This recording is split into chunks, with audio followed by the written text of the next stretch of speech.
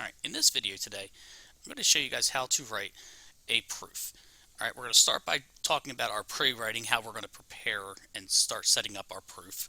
We're going to then go and show you how to write a flow proof, like a flowchart proof, and then how to convert that into a two-column proof. So that way you're familiar with all variations of writing a proof, and we'll even touch a little bit on paragraph proofs, so that way you can use any format you wish on a test or a quiz. Alright, one of the things we're going to do here, so we're given that segment UQ is parallel to segment VR, and segment UP is congruent to segment RP, and we want to prove that triangle UQP is congruent to triangle RVP. So what I'm going to do is I'm going to start by highlighting the first piece of information that's given. So segment UQ is is parallel to segment VR. Alright, I'm going to go ahead and highlight those segments, UQ, segment VR. I'm going to mark them as parallel. When we're proving that when we're given parallel lines, we want to prove that angles are congruent. And we have three options. We can use corresponding angles, we can use alternate interior angles, and alternate exterior angles. Since these two lines that we've highlighted, segment UQ and segment VR, essentially kind of sandwich the rest of our diagram, we know we're going to be working with interior angles. So now I need to identify a transversal. And in fact, there's actually two of them, and I'm only going to use one for this proof, although there's many different ways you can write this one. All right, so I'm going to go ahead and highlight my transversal UR. All right, so what that means is that the alternate interior angles for UR, so angle U and angle R, are congruent. So I went ahead and marked those, and one of the things that you can do is you can make a little note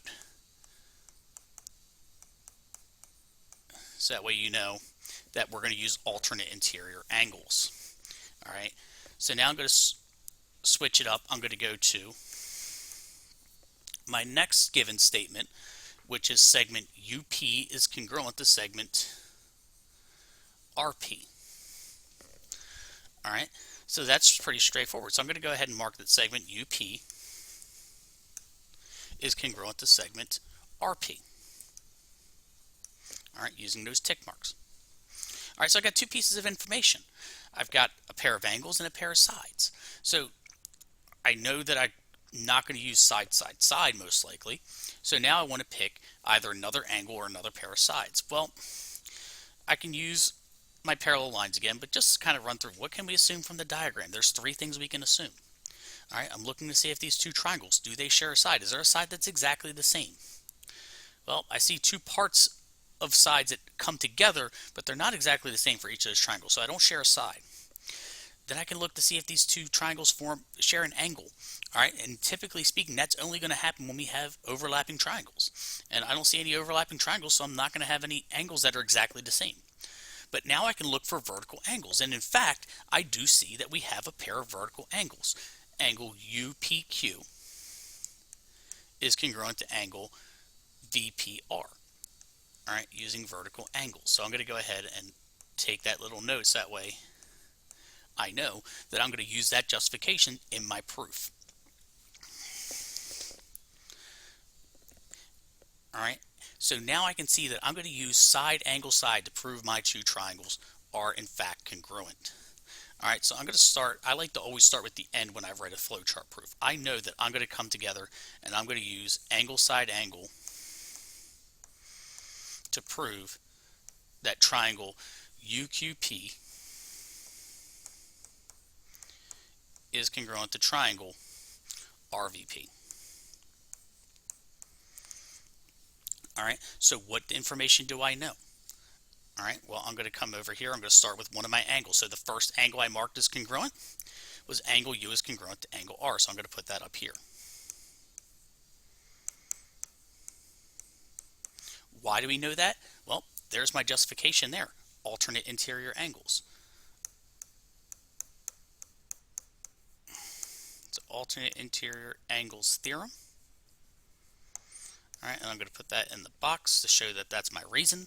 That's why I got angle R's congruent to angle U. And where did that come from? So now I'm going to go back to my given statement that segment UQ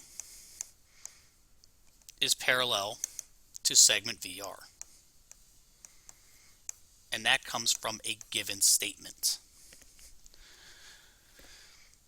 So now I'm going to use a pair of sides. All right, so my pair of sides I marked, I said that segment UP is congruent to segment RP. All right, and again, that comes right here from the given. All right, so now I need my last pair of angles. All right, so what pair of angles? What's the other pair of angles? So I look where I marked two sides that are two tick marks on my angle. So that's angle UPQ is congruent to angle VPR. Notice here I use 3 points because I have more than one angle at angle P. So I need to make sure I'm being specific. Why do we know that? There's my justification, vertical angles. All right, so I'm going to use vertical angle theorem as my justification. And that comes from the picture. So in a flow proof, we kind of bring that back to a P so we know we're pulling it from the picture. All right, and there's our flow proof. All right, well, what if we want to do a 2-column proof? All right, some of us like to make that structure a little bit neater, right? So with a 2-column proof, all right, we have 2 columns, hence the name. We have our statements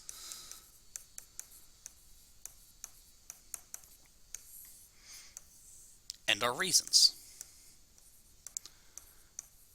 All right, or you may see some resources use conclusions and justifications.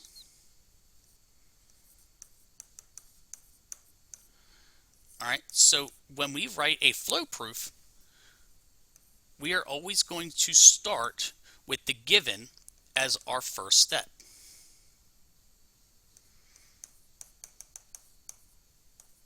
All right, so step 1, segment UQ is parallel to segment VR, and segment UP is congruent to segment RP.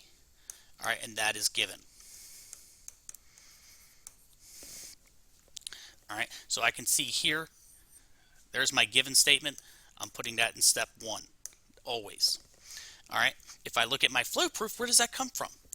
Well, here's a given statement here, and here's a given statement here.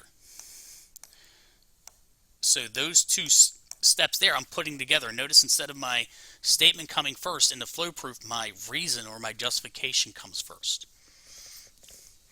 All right, and then from there, if you want to think about converting it, well, I'm just going to start taking statements and reasons one pair at a time. All right, so I'll go to that alternate interior angle theorem. All right, so that's step 2, and I can fill in that, if it helps you, fill in that reason first. Alternate interior angles.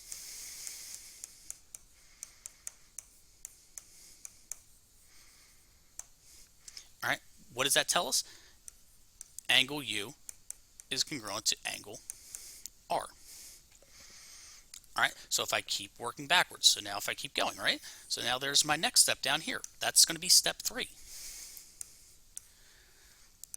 Angle UPQ is congruent to angle VPR. And that was using vertical angles theorem.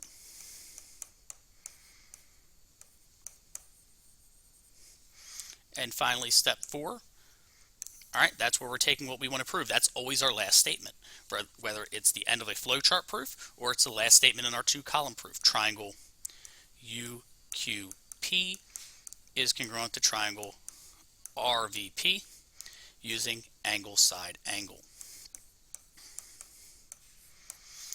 And finally, if I wanted to convert this to a paragraph proof, what can I do?